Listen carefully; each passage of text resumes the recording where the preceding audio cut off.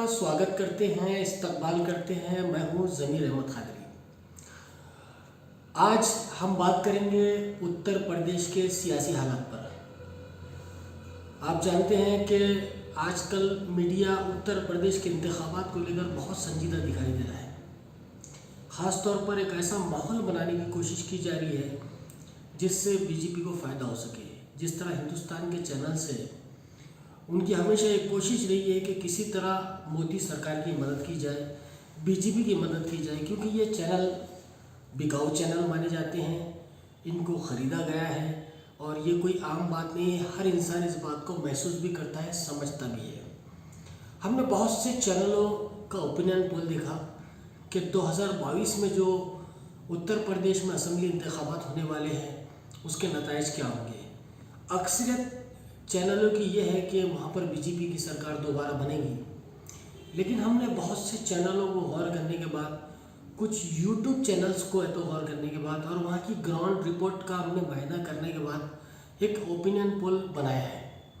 और आज की पोजीशन में वो ओपिनियन पोल बहुत नज़दीक जाता है, क्योंकि उत्तर प्रदेश जो हिंदुस्तान की सबसे बड़ी रियासत है, यहाँ पर अगर सीटों की बात की जाए तो 402 नशिस्तें हैं और 402 नशिस्तें कोई मामूली आंकड़ा नहीं है।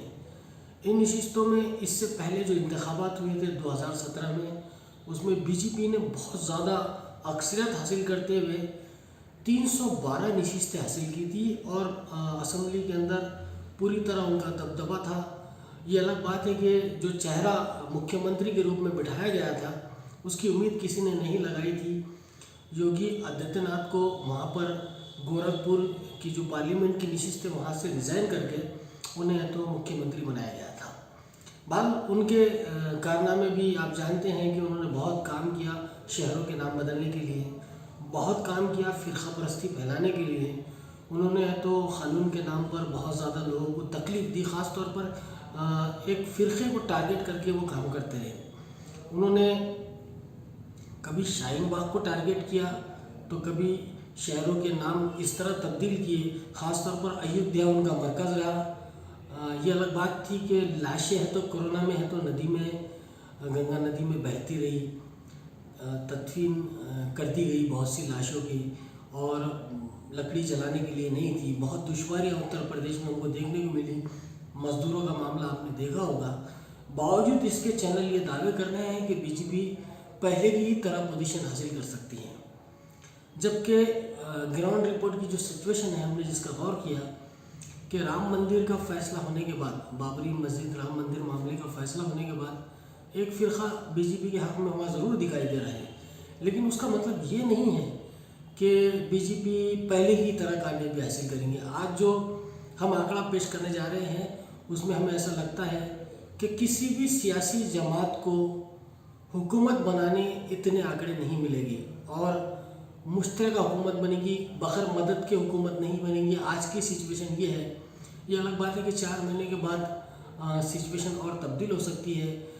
सेंट्रल की हुकूमत कुछ नया कारनामा कर सकती है, तालिबान को लेकर तो मीडिया कुछ नई खबरें फैला सकते हैं, फ़िरक़ा परस्ती बढ़ाई जा सकती है, क्योंकि बीजेपी ने पूरी अपनी तैयारी शुरू कर दी है। बीजेपी के बहुत से लीडर वहाँ पहुँचने लगे हैं और जिस तरह आपने पश्चिम बंगाल के इंतखाबात देखे थे, वहाँ पर जो सिचुएशन बनाई गई थी, जिस तरह का माहौल क्रिएट किया गया था, उसी तरह का माहौल, उससे ज़्यादा माहौल है तो मैं समझता हूँ कि उत्तर प्रदेश पर होगा, क्योंकि ये उत्तर प्रदेश वो रियासत है जहाँ से मरकज़ी हुकूमत का भी फैसला होता है। ये दरअसल एक सेमीफाइनल कह सकते हैं, क्योंकि उत्तर प्रदेश जो जीतता है, मरकज़ यानी सेंट्रल गवर्नमेंट भी उसी की होती है। और यही बात है कि हिंदुस्तान के वज़ीर आज़म नरेंद्र मोदी ने गुजरात छोड़कर बनारस से इलेक्शन लड़ने का फ़ैसला किया था और बनारस से वो 2 मरतबा है तो वो अपने पार्लियामेंट में मुंतखब हुए और हिंदुस्तान के वज़ीर आज़म भी बने। ये उनका दूसरा पीरियड चल रहा है और उनकी कोशिश ये है कि अगर उत्तर प्रदेश में इस मरतबा बीजेपी बहुत ज़्यादा करती है, बहुत अच्छा करती है या हुकूमत बनाती है, तो पार्लियामेंट में आइंदा उनको है तो इसका फ़ायदा होगा। जबकि अगर हमने बात करें पश्चिम बंगाल की, तो वहाँ लाख कोशिशों के बाद भी अवाम ने बीजेपी को मुस्तरद कर दिया। बल्कि ये कहना चाहिए कि हमारे हिंदुस्तान के वज़ीर आज़म और वज़ीर दाखिला को वहाँ के नताइज देखकर बहुत तकलीफ़ हुई होगी, क्योंकि वो जो नताइज थे वो उनकी उम्मीद से हटकर थे। ममता का करिश्मा वहाँ पर जारी था और ममता ने पहले से ज़्यादा नशिस्तें हासिल करके एक तारीख मुरतब की है और ये साबित कर दिया कि अगर सेकुलरिज्म में जान हो, अगर अपनी ज़बान में जान हो और लोग उसे लीडर तस्लीम करते हैं तो वो ममता बनर्जी है। खैर, हम बात करें तो उत्तर प्रदेश की, अगर हालिया इंतखाबात में जो 2022 में होने जा रहे हैं, इसमें अगर हम आज की पीरियड में जो है तो नताइज देखें तो गोया ऐसा महसूस होता है कि वहाँ पर सबसे बड़ी जमात बोलकर जो जमात सामने आ सकती है वो है समाजवादी पार्टी, जिसको हमारे हिसाब से 155 से 160 नशिस्तें मिल सकती है। वहीं अगर भारतीय जनता पार्टी की बात करें तो भारतीय जनता पार्टी भी है तो 150 का आंकड़ा क्रॉस कर सकती है आज की सिचुएशन में। वहीं जो है तो बीएसपी, जिसका पुराना रिकॉर्ड बहुत ज़्यादा ख़राब था, वो 19 नशिस्तें ही हासिल कर चुकी थी, लेकिन इस मरतबा वो 30 का आंकड़ा पार कर सकती है, क्योंकि वहाँ पर वोटों की तकसीम से बीजेपी को साबिक़ा में बहुत ज़्यादा फ़ायदा हुआ था। अब रही बात कांग्रेस की, तो कांग्रेस और समाजवादी पार्टी ने पिछली मरतबा साथ मिलकर कॉन्टेस्ट किया था, इत्तेहाद करके कॉन्टेस्ट किया था, लेकिन समाजवादी पार्टी वहाँ पर 47 नशिस्तें कामयाब हासिल कर चुकी थी, जबकि कांग्रेस के हिस्से में सिर्फ 7 नशिस्तें आई थी। और अपना दल जो अजीत सिंह की पार्टी थी उसको 9 नशिस्तें मिली थी साबिक़ा में, लेकिन इस मरतबा कांग्रेस को भी अच्छी खासी नशिस्तें मिल सकती हैं और कांग्रेस भी 20 के आंकड़े के आसपास जा सकती है, ऐसा क़यास लगाया जा रहा है।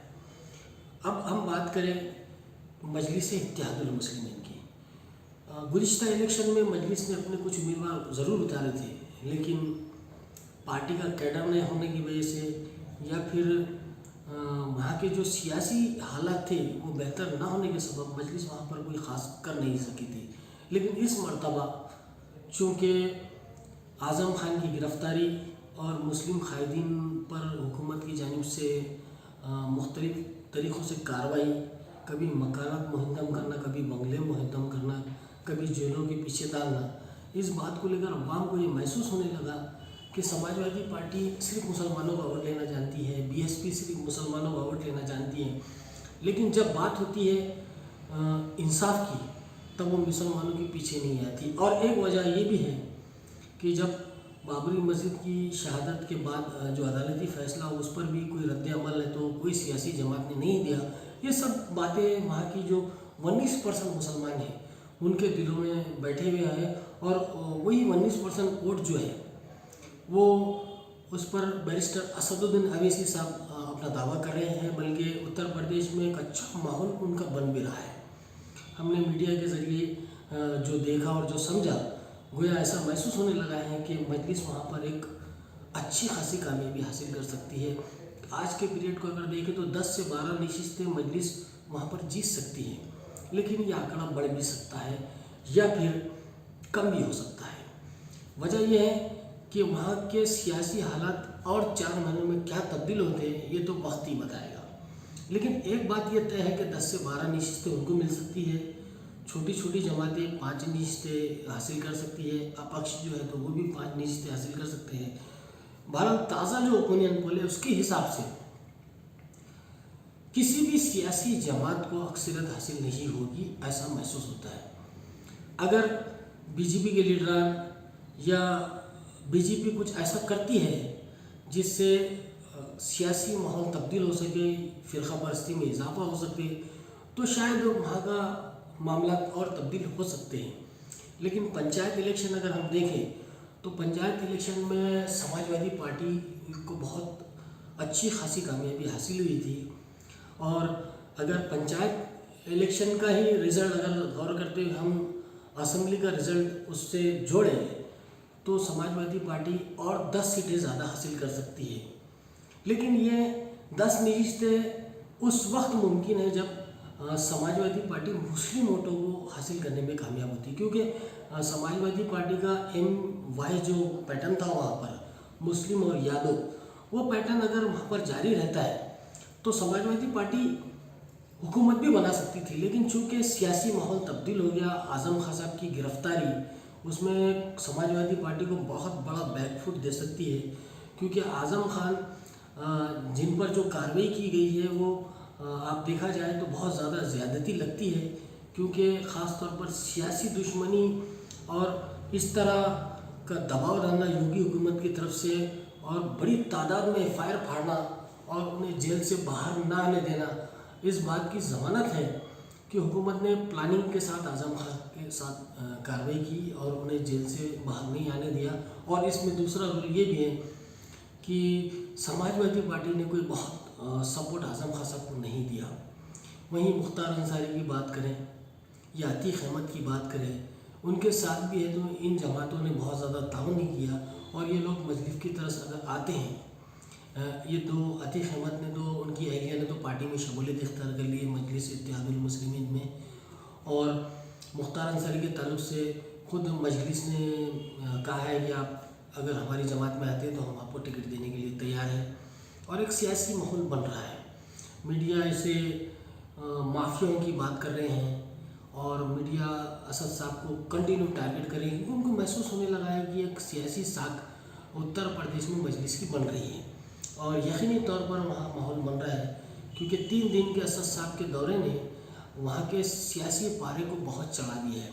अब वहाँ पर प्रियंका गांधी हो या अखिलेश हो या बहन मायावती हो, ये भी अपना अपना सियासी तशहीर को शुरू कर चुके हैं। बीजेपी बड़े पैमाने पर तो कैडर तैयार कर रही है और उनका एक मंसूबाबंद तरीक़ा रहता है। आप जानते हैं कि वो सोशल मीडिया का बहुत कसरत से इस्तेमाल करते हैं। इन तमाम बातों को मद्देनज़र रखते हुए ऐसा लग रहा है कि उत्तर प्रदेश के जो इंतखाबात होंगे बड़े मज़े के होंगे और ये इंतखाबात मोदी हुकूमत के आइंदा के भी फैसले करेगा। खैर, इस बात में कोई दो राय नहीं है कि आने वाले वक्तों में सियासी तब्दीलियाँ हर रोज़ होती हैं। ये ओपिनियन पोल एक सियासी शऊर के तौर पर बनाया गया है और इस तरह के ओपिनियन पोल AFRU TV मुस्तकबिल में भी जारी रखेंगी। हम महाराष्ट्र को भी लेकर आपके सामने आएंगे। फ़िलहाल जो आदाद शुमार हमने आपके स्क्रीन पर दिए हैं, ये आदाद शुमार हो सकते हैं। जहाँ तक मजलिस की बात है, ये मजलिस 10 से ज़्यादा सीटें वहाँ पर हासिल कर सकती है और अगर मजलिस में आज़म खान अगर वापस होते हैं और जेल से रिहा हो जाते हैं और वो अपने जाकर है तो समाजवादी का अगर सपोर्ट नहीं करते हैं और वो मजलिस की तरफ आते हैं तो और ज़्यादा हालात तब्दील हो गए सियासी। ये तो खैर आने वाला वक्त बताएगा, लेकिन मौजूदा हमने इस माह का अगर देखा जाए तो इलेक्शन के जो नताइज हो गए वो स्क्रीन पर जो दी गए वैसे हो गए, लेकिन किसी भी सियासी जमात को अक्सरियत हासिल नहीं होगी। अगर साबिका इलेक्शन की बात करें तो वहाँ पर उत्तर प्रदेश में बहन मायावती भी 3 से 4 मरतबा मुख्यमंत्री रह चुकी है। अखिलेश और उनके वालिद मोहतरम मुलायम सिंह यादव, उन्हें भी 3 से 4 मरतबा है तो इक़्तिदार पे काबिज़ रहे हैं। वहाँ के मुसलमानों ने का जो नज़रिया हम देख रहे हैं, उनका कहना है कि हमने आज तक सिर्फ अपने वोटों का इस्तेमाल किया और इन सियासी जमातों ने हमें वोट देने तक इस्तेमाल किया, वोट लेने तक इस्तेमाल किया। उसके बाद हमारे हालात कभी सुधरे नहीं, हमारी गलियाँ कभी सुधरी नहीं, ना हमें नौकरियाँ मिली। एक मुस्लिम बच्चा अब चपरासी भी नहीं बन सकता उत्तर प्रदेश में, ऐसे हालात देखने को मिले हैं। कई ऑफिसों में आपको यादव तो मिल सकते हैं और समाजों के लोग मिल सकते हैं, लेकिन मुसलमानों की तादाद मैं समझता हूँ बहुत कम है, बल्कि ना के बराबर है। इन हालात में एक सियासी तब्दीली वहाँ पर देखने को मिल रही है। अगर यही हालात रहें तो वोटों की तकसीम से बीजेपी को भी फ़ायदा हो सकता है, इसमें कोई शक नहीं, लेकिन वहाँ पर बीजेपी से भी बहुत से लोग नाराज़ हैं। कोरोना में योगी के जो इक़दाम थे और जिस तरह लोगों को ऑक्सीजन की तकलीफ़ हुई, जिस तरह लोगों को जलाने के लिए लकड़ियाँ नसीब नहीं हुई, जिस तरह दुश्वारियाँ हुई, इन तमाम बातों को मद्देनज़र रखते हुए वो ऐसा महसूस होता है कि आइंदा असम्बली इंतखाबात में आज की तारीख़ में किसी भी सियासी जमात को अक्सरियत हासिल नहीं होगी। हमने जो स्क्रीन पर आपको आदात दिए हैं उसके आसपास हो सकता है, लेकिन आप क्या समझते हैं, आपकी सोच क्या है और आप किसकी हुकूमत चाहते हैं, हमें कमेंट कर कर बताइए। आइंदा भी हम इस तरह के ओपिनियन पोल आपके सामने रखेंगे और ये सिलसिला जारी रहेगा। मैं समझता हूँ आज के लिए इतना काफ़ी है। फिर आपसे मुलाकात होगी। जय हिंद, खुदा हाफिज़।